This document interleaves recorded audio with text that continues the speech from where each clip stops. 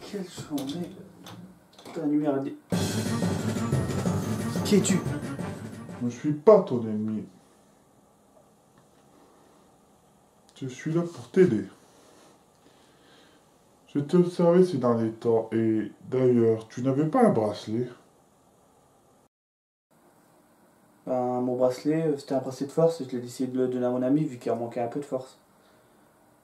Pourquoi? D'ailleurs, ton ami, ce n'est pas lui que tu as envoyé voir le corridor des ténèbres. Je vois, malheureusement, il a disparu. Attends quoi? Ben, il faut que je vais le secourir.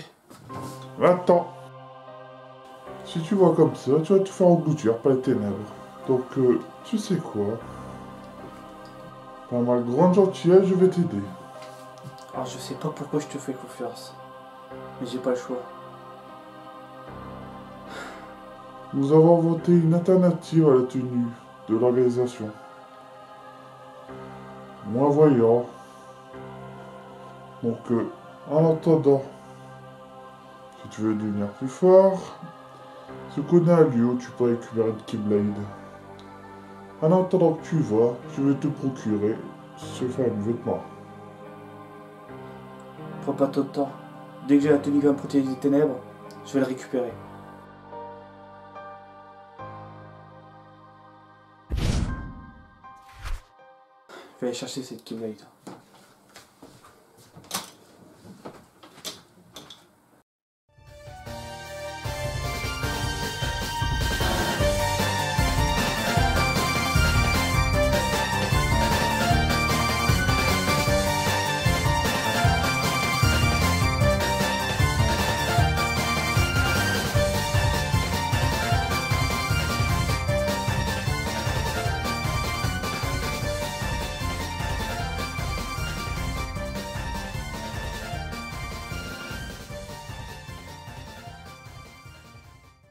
Salut les aventuriers et les aventurières. Aujourd'hui nous allons parler de Kingdom Hearts Recoded et aussi de Kingdom Hearts 358 Days. Et pour commencer, nous allons d'abord parler de Kingdom Hearts Recoded. C'est parti pour un petit résumé. Kingdom Hearts Recoded, initialement sorti le 7 octobre 2010, édité chez Square Enix, développé par Hans Interactive, est un jeu action RPG sur Nintendo DS. Une chose qui est dommage, c'est pour que les trois boîtes, on a les mêmes visuels selon le pays. Donc voici les boîtes quand même, mais bon, il n'y a pas de surprise, donc c'est un peu dommage, mais bon, on fait avec.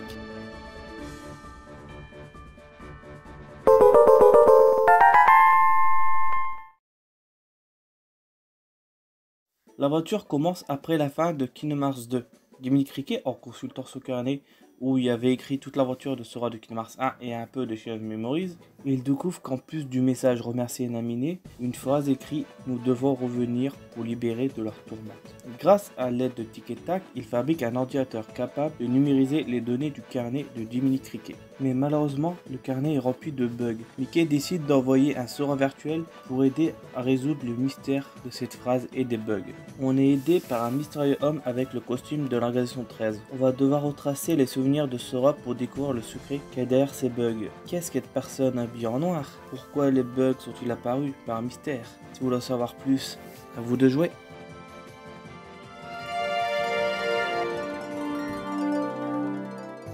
Une chose qui est bien, même si c'est un peu dommage, c'est de refaire l'aventure de Sora de Kingdom Hearts 1.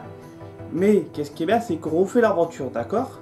Mais de façon un peu différente, vu qu'on incarne certes le Sora de Kingdom Hearts 1, même si on revit l'aventure de Kingdom Hearts 1, l'aventure est différente parce qu'il y a l'apparition des bugs qui chamboulent l'aventure de Kingdom Hearts 1. Qui fait que l'ennemi principal est les sans cœurs et les bugs, vu que le jeu se passe à un ordinateur.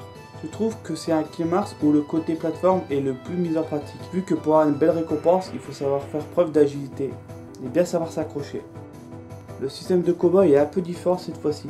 Nous avons la possibilité de déclencher les attaques de base, mais en plus de ça, nous avons des attaques attribuées dans un tableau de commande. Au fur et à mesure du jeu, on débloque de plus en plus d'attaques redoutables. Une chose que j'aime bien, c'est les cyberfissures.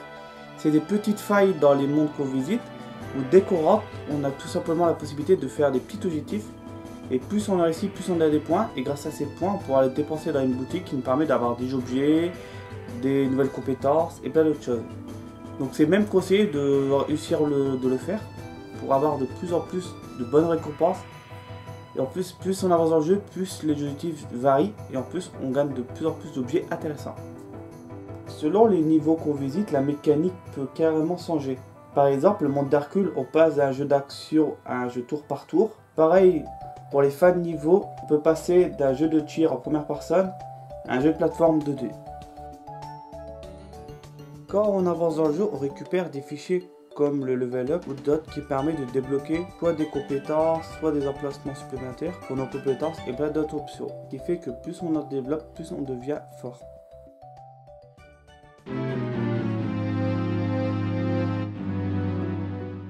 Une chose que je commence à avoir l'habitude avec la saga de Kingdom Hearts, c'est la caméra qu'elle a tendance à faire qu'est-ce qu'elle veut. Mais alors dans celui-là, elle a surpassé les autres. Surtout dans les phases de combat ou les phases de boss, à des moments, mais la caméra elle est paumée. Donc malheureusement, je le mets en point négatif. Tu vois, ce qui est pénible, c'est qu'on refait encore l'aventure de Sora de Kingdom Hearts 1. Bon, après ça se finit parce que c'est vrai qu'à bout d'un moment, on en avait marre. Donc heureusement qu'après ils ont arrêté parce que c'est pas que j'aime pas Sora de Kingdom Hearts 1, mais au bout de 2-3 jeux où on fait à chaque fois l'aventure de Sora de Kingdom Hearts 1, même avec quelques différences, ça peut être un peu pénible, vous verrez des nouveautés. Donc enfin après celui-là, ils arrêtent. Et j'espère pour les futurs jeux, ils vont pas recommencer à refaire l'aventure de Sora de Kingdom Hearts 1, même différemment.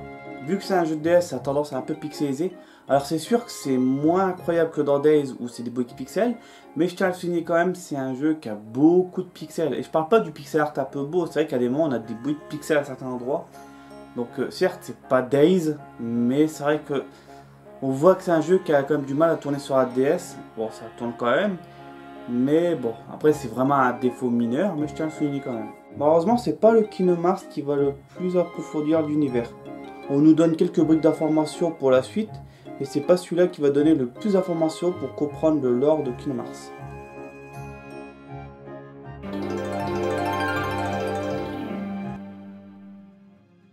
C'est vrai que Kingdom Hearts Recoded, dans un sens, il y a un certain charme parce que c'est littéralement avoir l'espoir d'avoir fait l'aventure de Sora de Kingdom Hearts 1 sur DS.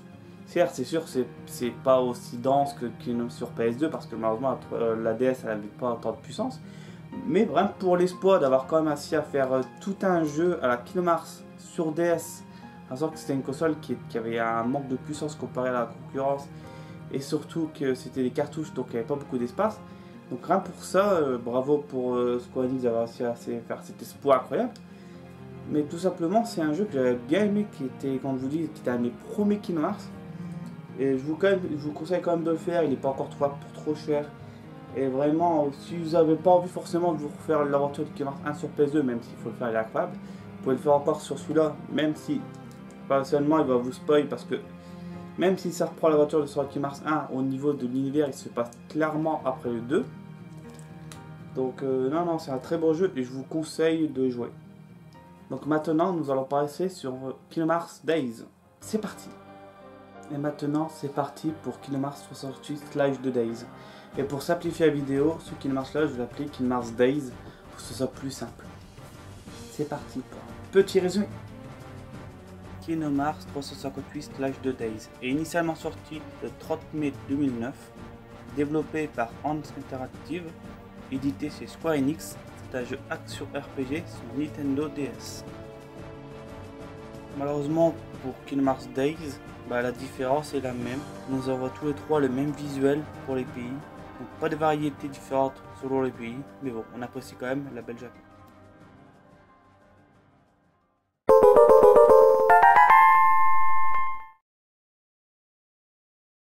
Nous suivons une personne nommée Roxas qui discute avec son meilleur ami Axel. Le jeu va se passer 255 jours après cette scène, même si le jeu continue après le 255e jour. Le jeu va vraiment commencer quand Roxas va naître au premier jour, même si ses souvenirs deviennent stables au 7e.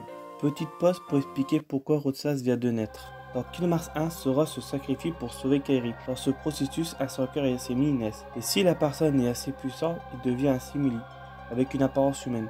Roxas est le simili de Sora. On continue, on vit le quotidien de Rotsas dans l'organisation 13. Au début, on se fait des petits entraînements par quelques membres qui lui apprend comment utiliser la magie, sa Keyblade et ses diverses missions qu'il va devoir accomplir, et principalement son devoir de porteur de la Keyblade qui consiste à récolter les cœurs pour créer à Kingdom Hearts, pour rendre les simili de l'organisation 13 complet. Parce que malheureusement, les simili ne sont pas capables de ressortir les sentiments. Même si bizarrement, le trio Rotsas, Axel et Xion, une fille qui a rejoint l'organisation 13 après Rotsas, sont capables de les ressortir. Qui est cette fille qui porte le numéro 14 de l'organisation 13 et pourquoi elle maîtrise la Keyblade aussi? Et la question qu'on se pose, pourquoi elle est traitée différemment des autres membres? Que cache l'organisation 13 à Rotsas et Xion? Si vous voulez en savoir plus, à vous de jouer.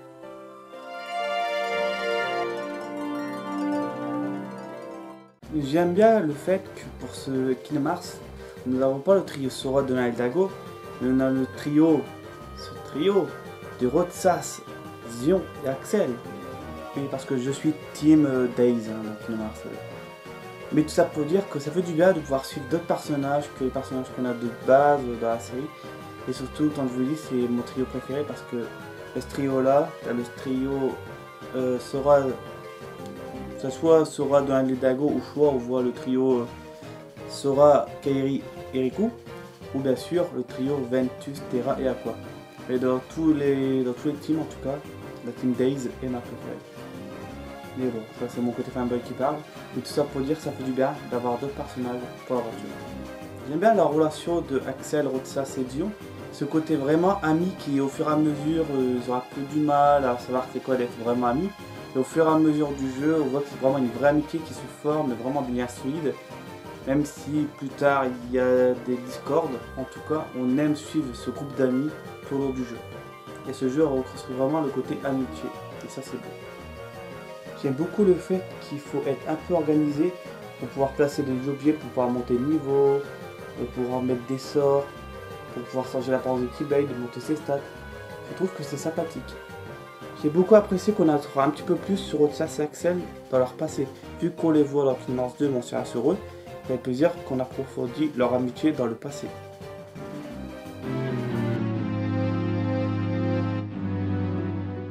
Une chose qui a refroidi beaucoup de personnes, c'est ce côté très répétitif du jeu.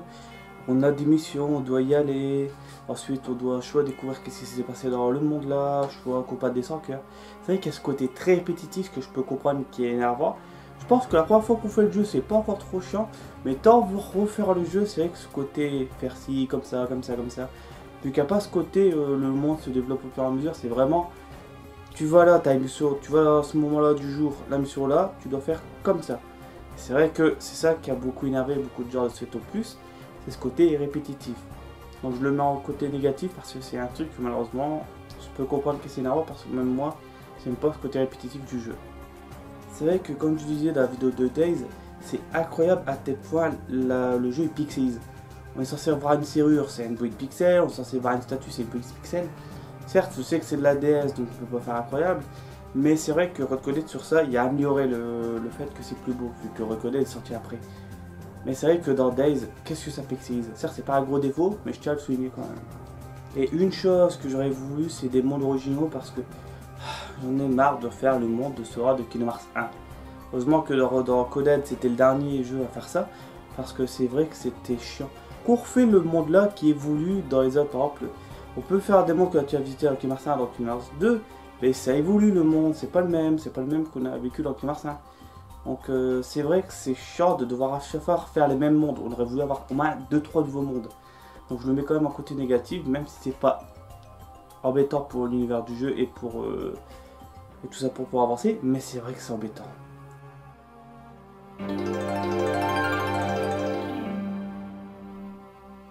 C'est vrai que autant le jeu c'est vrai qu'il est très répartatif, mais autant en fait bizarrement je l'aime bien ce jeu quoi.